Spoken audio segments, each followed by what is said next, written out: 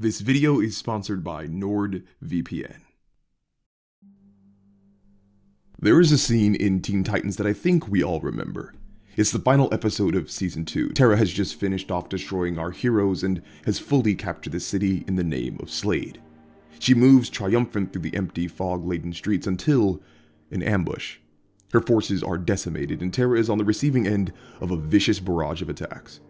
Now, combat and violence is not new to Teen Titans. Practically every episode of the show has some sort of action-packed fight scene, but it's plain to see that this one with TERRA is different. There are no goofy set pieces. There is no witty banter. It's just a merciless beatdown from shadowy figures. At a certain point, TERRA begs for them to stop, but all she gets in return are the sinister growls of a bloodthirsty wolf cloaked in haze. When TERRA's phantom assailants finally do speak, there is not a shred of remorse or mercy in their words. By all indications, they want to kill her. A bell literally tolls for her in the background. There's nothing left to say. You attempted to annihilate us. Did you think we wouldn't take it personally? The only hope TERRA has is to flee into the fog and pray for escape. Now, I don't know about you, but I remember watching the scene as a kid and being in disbelief that these were really the Teen Titans I had come to know and love. This scene was terrifying. You could feel the animosity and darkness in every single second. It really made it seem like the Titans were the villains and TERRA was the victim. But at the same time, this was the most powerful I had ever seen the Teen Titans, the most dangerous I had ever seen them on screen. And for kid me, that was really cool. This is actually the exact same narrative concept that I detailed in my John Wick video, writing your hero like a villain. There is no better way to impress upon an audience the strength of your protagonist than to show how the villain fears them. John Wick sets the tone and terror of the titular character by depicting him as if he is a merciless villain. I once saw him kill 3 men in a bar with a pencil. And this scene with TERRA does the same thing with the Titans.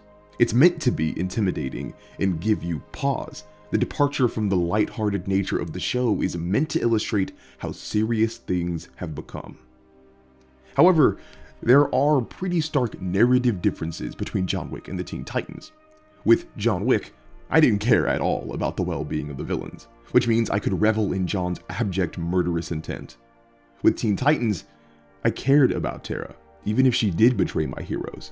I had spent time with her, watched her change and grow, and ultimately end up where she's at, whether or not I agreed with it. So it was because of all that the tension of the story grew so great for me, just seeing how much the Titans wanted to annihilate her. The Season 2 finale was the darkest and most serious storyline for Teen Titans yet. It overtly dealt with self-reflection, control, and forgiveness, and covertly dealt with how far heroes could be pushed before their heroism gave way to vengeance.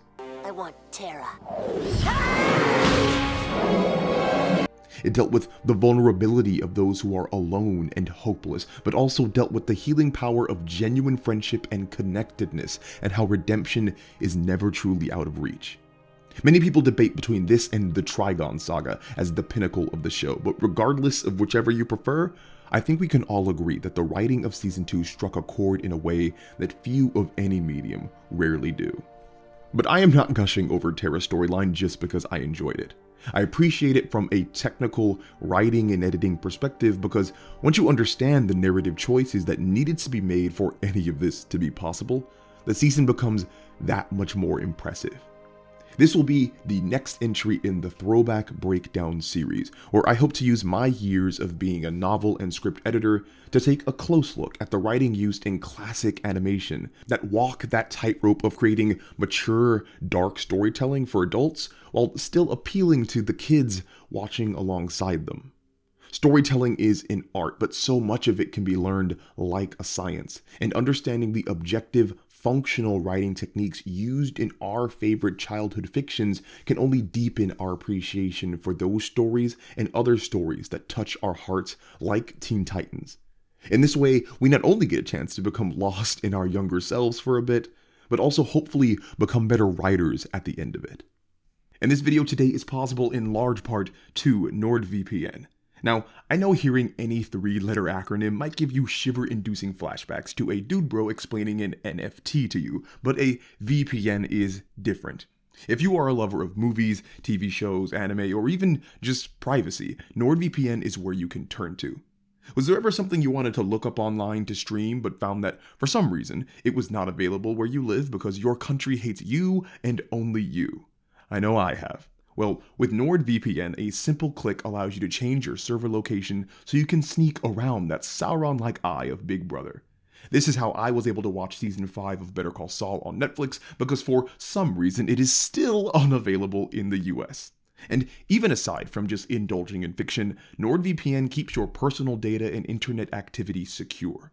And because I like to hook you guys up, I am bringing you Nord's birthday deal. You get 1 month free and a nice little gift with the purchase of a 2-year plan.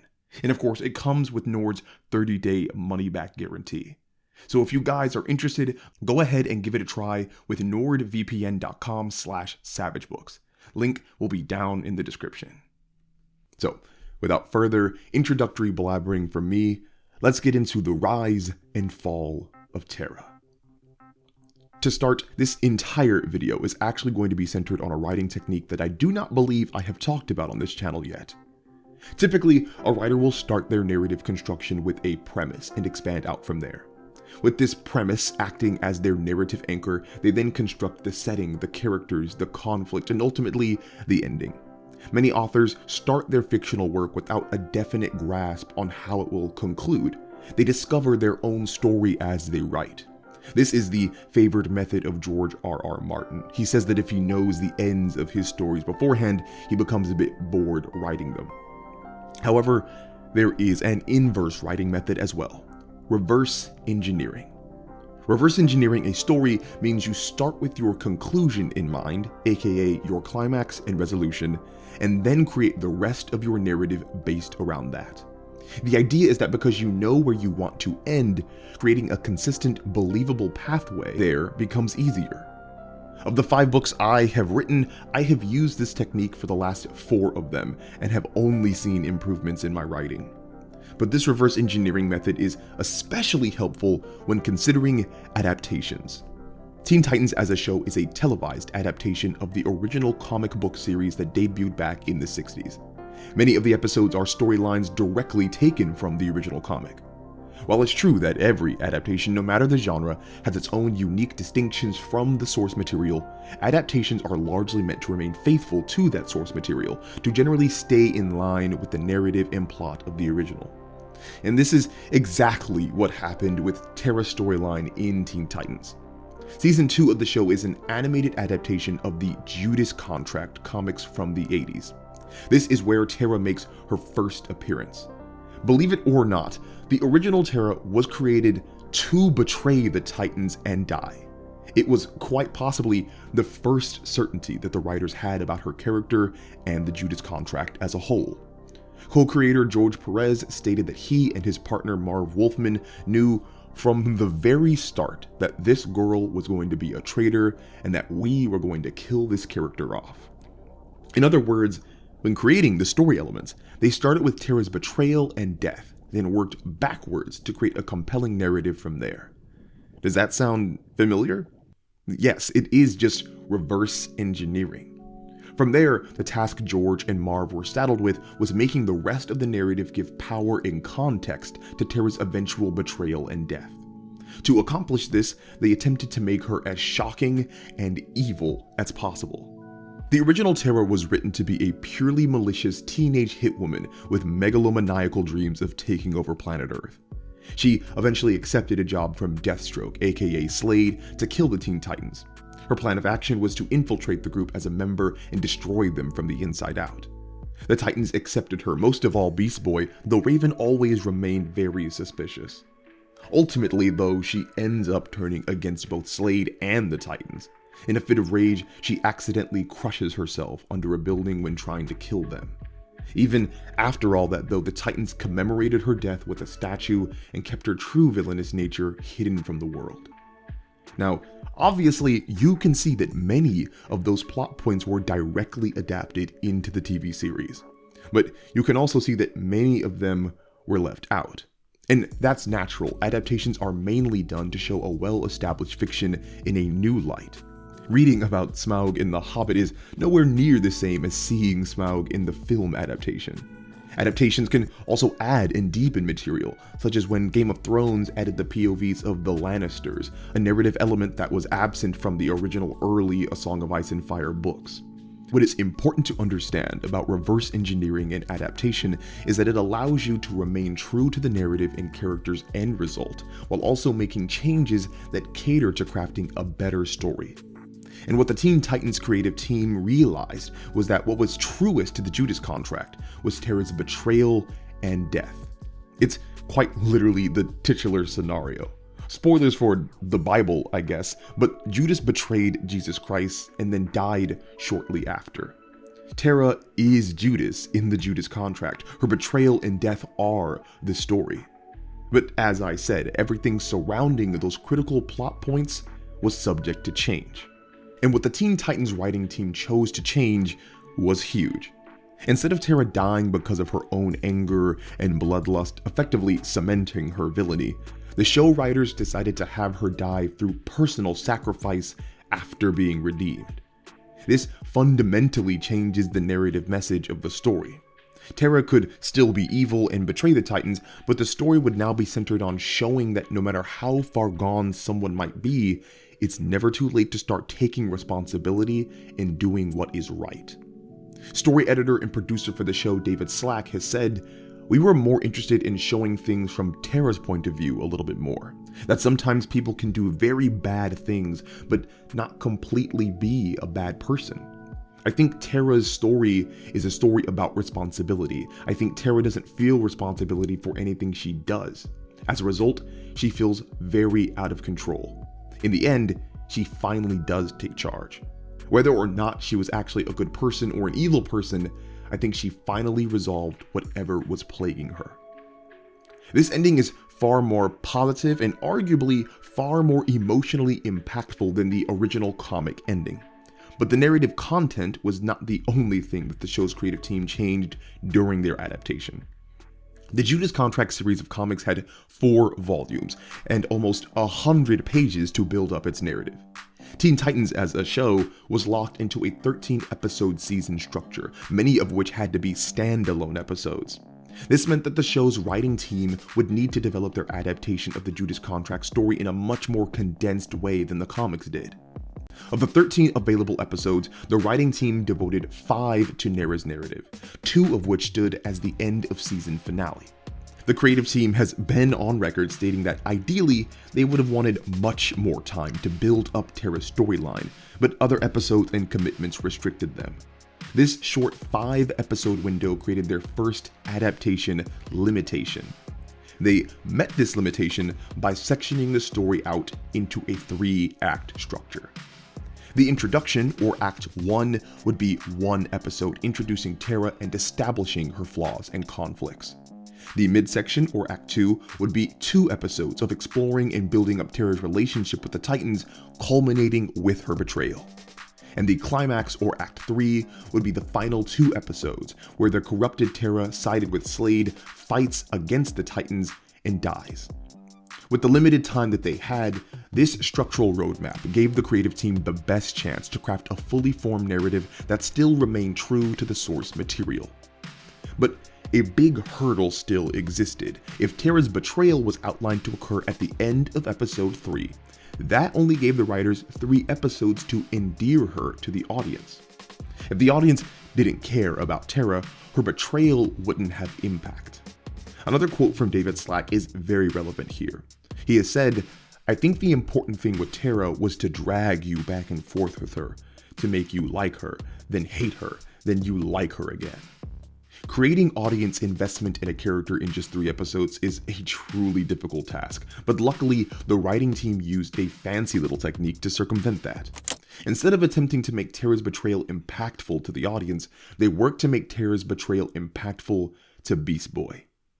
Oftentimes, when a savvy writer wants an audience to become passionate about something, they instead make one of the audience's favorite characters passionate about that thing.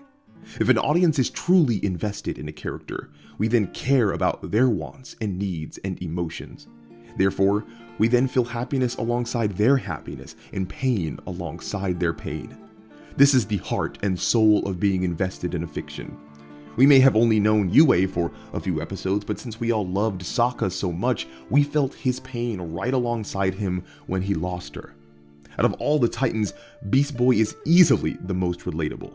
It's his naivete and childlike excitement and pureness of heart that makes him so likable. This is the greatest pie in the history of pie. So instead of trying to singularly focus on convincing us to care about TERRA, the writers worked to convince us that Beast Boy cared about TERRA. What's more, the storytelling avenue allowed Beast Boy to function as the catalyst for TERRA's newly written redemption. Instead of having TERRA realize and repent for the error of her ways on her own, Beast Boy would be there as the appeal to morality to motivate her to correct her mistakes. And what's perfect about this situation is that it took direct inspiration from the Judas Contract. Within, Beast Boy, also known as Changeling, has a crush on TERRA. The two even kiss. When TERRA eventually betrays the Titans, Beast Boy is convinced that she must be brainwashed by Slade, that her true self is good and cares about him. He appeals to her morality, but in the original version, TERRA is pure evil and says that she never cared for the Titans because they were sanctimonious do-gooders. All the Teen Titans creative team would have to do in their adaptation is have Beast Boy be successful in pulling TERRA towards the side of good. But that creates its own problem, doesn't it? If TERRA is pure evil up to this point of the climax, like in the original comics, why would she ever care what Beast Boy says or thinks? For Beast Boy to have a positive impact on TERRA in the climactic moments of the narrative, that means TERRA would have to value their relationship. And that doesn't seem very evil. Fortunately, the creative team recognized this too and made changes accordingly. Executive producer for the show, Sam Register, pointed out that for the Beast Boy and TERRA relationship to work in this series as intended, TERRA could not be completely evil like in the source material. This was yet another huge change for the adaptation to make, a fundamental alteration to TERRA's character.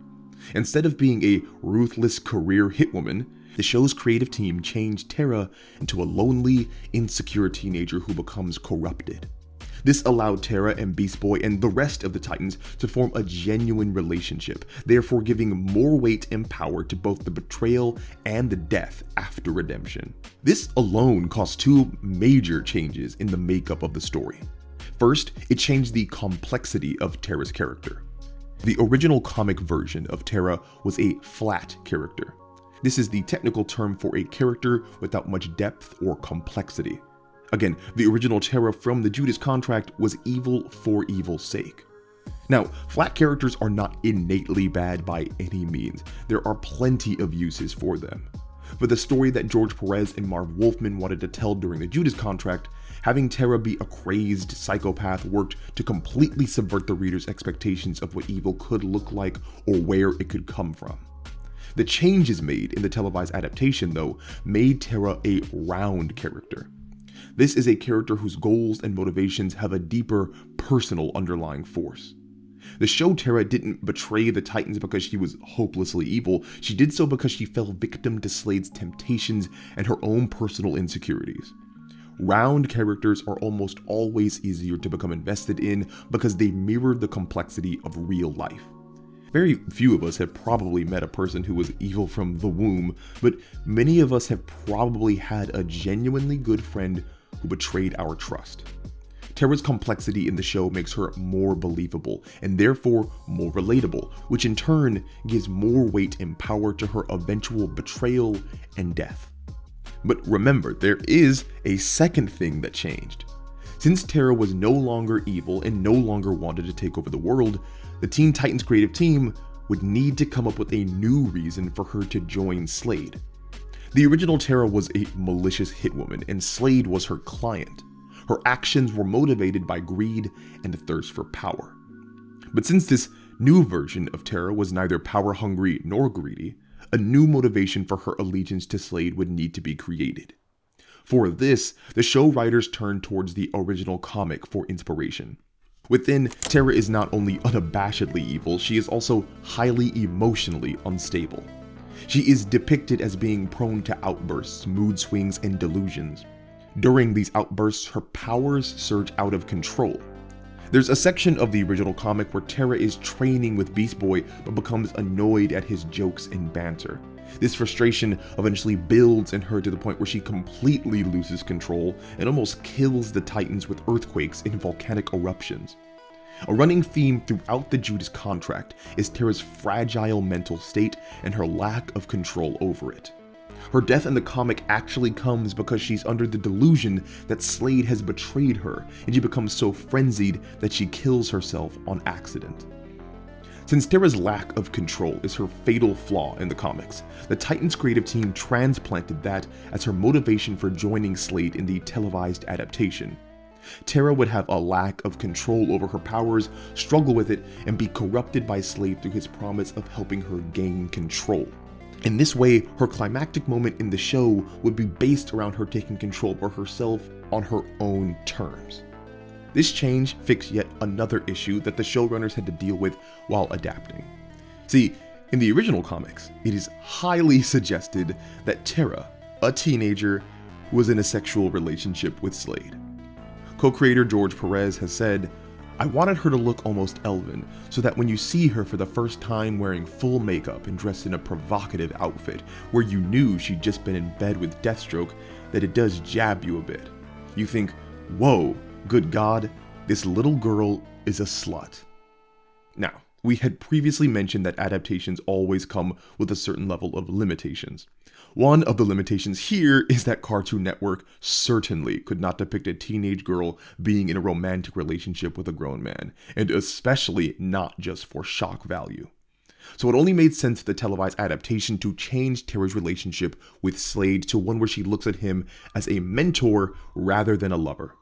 They form this twisted father-daughter relationship that is not only a great allusion to overbearing parental control, but also fits with previously established themes.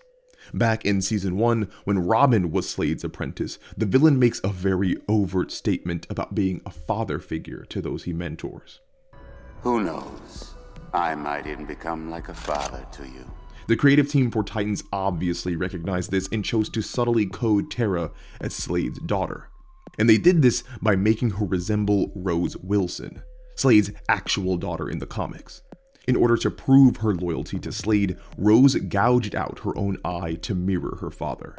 Again, Teen Titans couldn't make TERRA do this because, 7-year-olds watch this show, but what they did do is have TERRA's eye be covered to match Slade's own. There is even a cool moment where we see them directly overlaid on each other. So, all these things that we talked about, the changing of TERRA's morality, her new two-way relationship with Beast Boy, and her revamped relationship with Slade, these all constructed the climax, the third act. The next big step the creative team had to take was putting the pieces in place to get there. This entails the creation of the introduction and midsection of the narrative, and these sections are predicated on cementing the themes of the storyline. Themes in any narrative are the underlying focus and messages that the story is trying to interrogate. I've talked about it a little bit before on this channel, but themes are created through a repetition of showing, through a consistent display of what the characters are in conflict with. Those established themes and messages are then brought to a head in the climax, in the story's most dramatic moment. When done well, a writer will have established consistent hints and clues early in the story so as to smoothly move into the climactic moments at the end of the story. And many of you already know the term for this. It's foreshadowing. And yes, foreshadowing is a reverse engineering writing tool. You can only foreshadow things you have already planned out, which by definition means you are starting at your end and creating backwards from there. So by understanding all this, we can see that the show writers didn't have to struggle with the infinite possibilities of what to do in Act 1 and 2. Their guiding light would be the climax and writing a series of events that believably foreshadowed it and sets up its themes. And remember, we don't even have any guesswork here. Simply by following traditional narrative structure, the needs of the plot become evident for the introduction and midsection. Act 1, like any story, needs to introduce the character, aka TERRA, and establish her flaws and conflicts. Act 2 then seeks to explore the character and the presented conflict, here being TERRA's relationship with the Titans, culminating with her betrayal. The only work the creative team had to do from there is to devise specific plot elements to fit into this template. What I mean by that is that if TERRA went back to the Titans in Act 2 as a spy for Slade, that means something would need to push her to Slade's side at the end of Act 1. And if TERRA was going to betray the Titans at the end of Act 2, that means she would need to spend the time before earning their trust. This is the power of reverse engineering a story. Without needing to rack your brain thinking of things to do, you effectively let the story write itself. When you do, you basically discover an outline for your own work. For Teen Titans, Act 1's outline was introduce TERRA, establish her flaws and conflicts, and push her away from the Titans. Act 2's outline was bring TERRA back, have her earn the Titans' trust, explore her morality, then have her betray the Titans. And no guesswork was needed because this was guided by the necessities of the previously constructed climax. Still, it is important to remember that writing isn't all science. It very much remains an art. And art is defined by subjectivity, which must remain a vital part of the writing process. This subjectivity comes in the form of themes and messages. As was said before, themes are created through a consistent display of what the characters are in conflict with. And the themes come to a head in the climax, the place in the narrative where the characters directly confront the source of their conflict. In the case of Teen Titans, the climax is based around the themes of friendship, self-control, and responsibility that comes with self-reflection. To have impact, these themes must be established in the introduction and midsection. So, let's see how they were set up. The theme of friendship was probably the easiest, and therefore the most evident to establish. Whether it's Beast Boy consoling TERRA to calm her down, or TERRA and Raven working together to save their home, the power of friendship and connectivity is showcased. But the show also plays upon the limits of friendship, or if friendship is even real. My friends told me You don't really believe they're your friends, do you, TERRA? And when they find out what's wrong with you, they'll reject you, like everyone else. What do you want with her? You mean she didn't tell you? I thought you two were friends. No! I won't let you hurt my friend! Dear child, you don't have any friends. These ideals become pivotal when Beast Boy ultimately makes his climactic appeal to morality through friendship. You were the best friend I ever had. Self-control is also overtly touched upon many times throughout the first and second act. It's the piece of TERRA's story that initially acts as the source of tension with Raven. I have to meditate every day to keep my powers under control. I'm supposed to believe that you can just suddenly control yours? TERRA felt that control of her powers was the most important part of her life, and it's shown in her reasoning for why she went in with Slade. Don't lose control! Don't lose control! Now, TERRA, how can you lose something you never had? The last theme, responsibility through self-reflection, is the most subtly constructed theme, and it's mainly done in the midsection. Mirrors are used consistently to show TERRA's aversion to looking inwards. Beast Boy gives TERRA a heart-shaped box with a mirror. When talking about her past, TERRA looks into the reflection of a spoon. In the diner, she sees a reflection of Slade looming over her. And of course, the actual betrayal happens in a hall of mirrors, where the subtlety is shed to very visibly show TERRA's struggle with self-reflection. In the climax, she is forced to look inward and take responsibility for her actions, but her difficulty with doing so is well established before that point. It's all been your choice. You chose to work for Slade, chose to betray us, and now you've chosen to give him control. Slade isn't doing this, TERRA. You are! Still, it wasn't enough to just put in place these thematic messages. Foreshadowing pivotal elements of the plot was necessary too.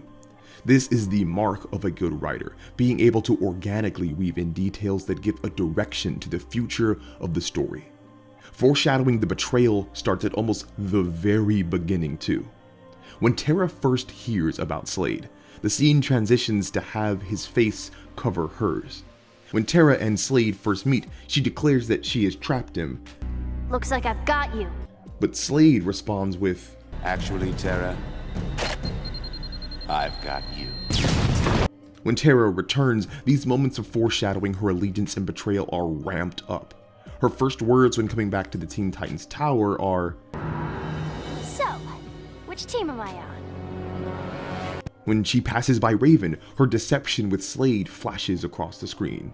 And most obvious in hindsight is her persistent talk of trust. Do you trust me? Why can't you just trust me? They actually trust me. Even TERRA's physicality is used as a foreshadowing tool. When TERRA joins Slade, only one of her eyes is visible, mirroring her evil mentor and symbolizing her allegiance to him.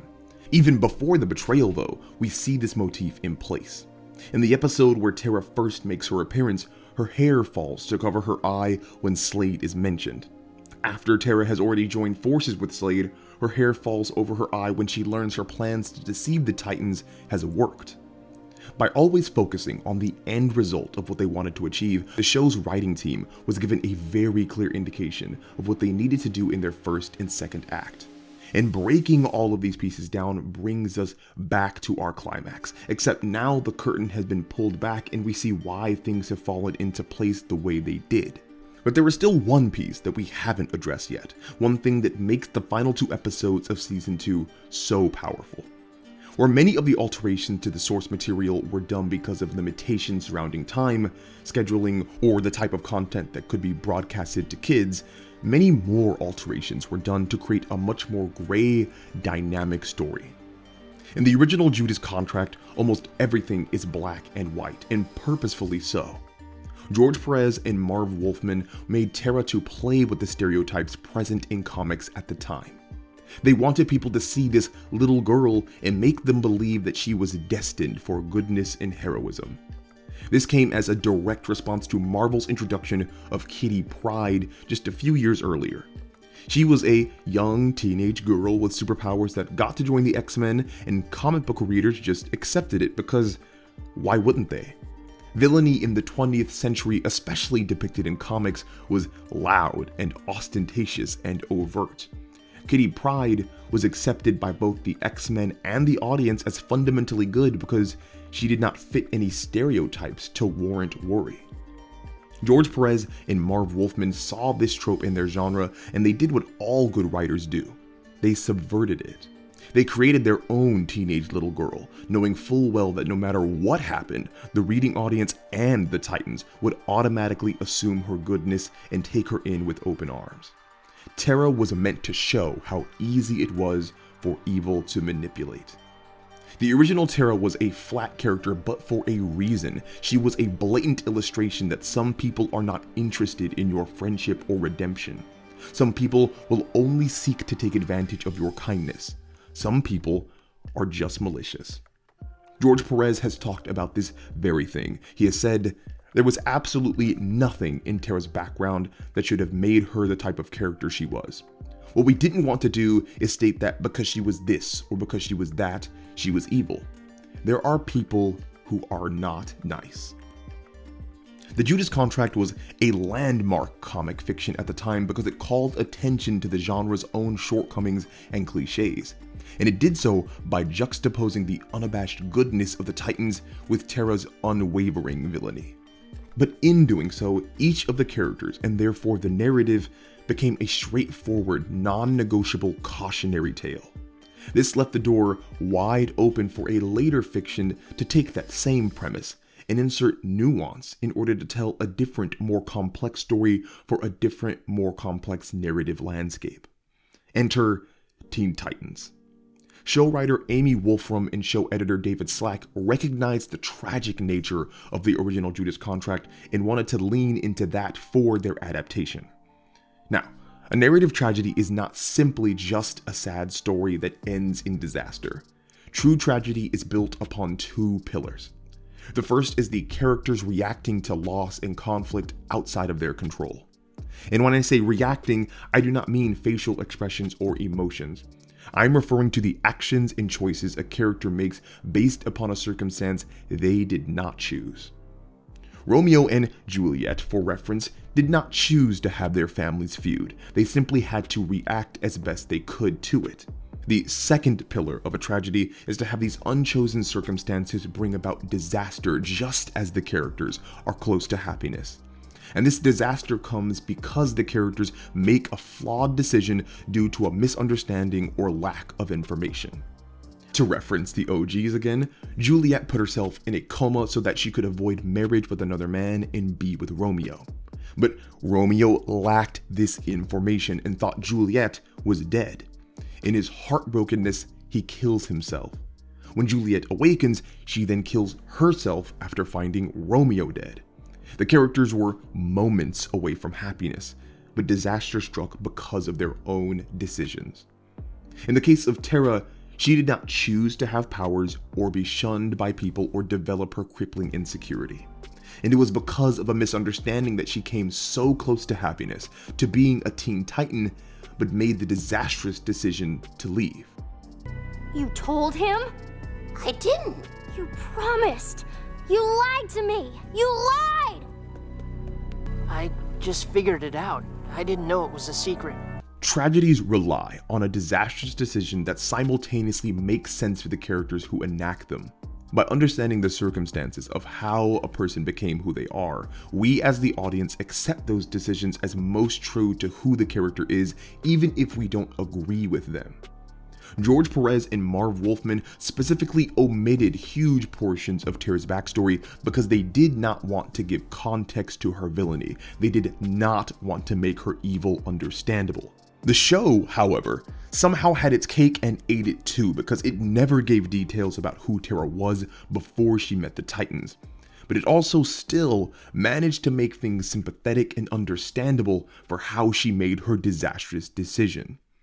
TERRA was a girl who had tried to do good all her life, but her attempts to be this good person only ended in catastrophe, causing her to be shunned by the very people she was hoping to help.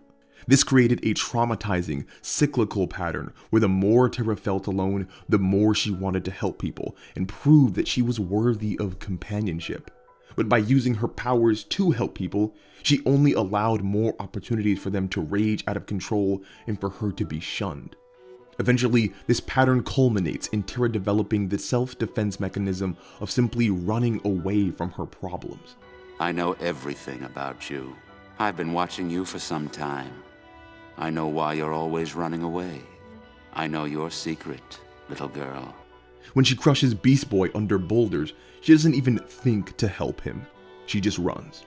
When she feels that her trust has been betrayed because Robin knows of her lack of control, she doesn't confront the Titans and try to explain herself. She just runs. When fighting the Titans in the fog, she runs. Even in the end, when Slade revealed how vicious he really is, she wasn't going to stand and fight. She was going to run. This is why David Slack says TERRA's story is about responsibility. She had spent her entire life running from the problems she had caused, but the climax forces her to finally take control and face what she has done. From the very beginning, TERRA was written to be sympathetic but horribly flawed, a hero who harmed, a do-gooder who could do no good. She hurt people, but on accident. She wanted to save people, but couldn't. So it only stands to reason that when she meets the Teen Titans, a group of superpowered teenagers that actually did use their powers to help people, she saw them as everything she wanted to be. They were, objectively, the good guys. These were her people, whom she could understand and trust. So ultimately, when she felt her trust had been betrayed, it was not the same as when others had shunned her.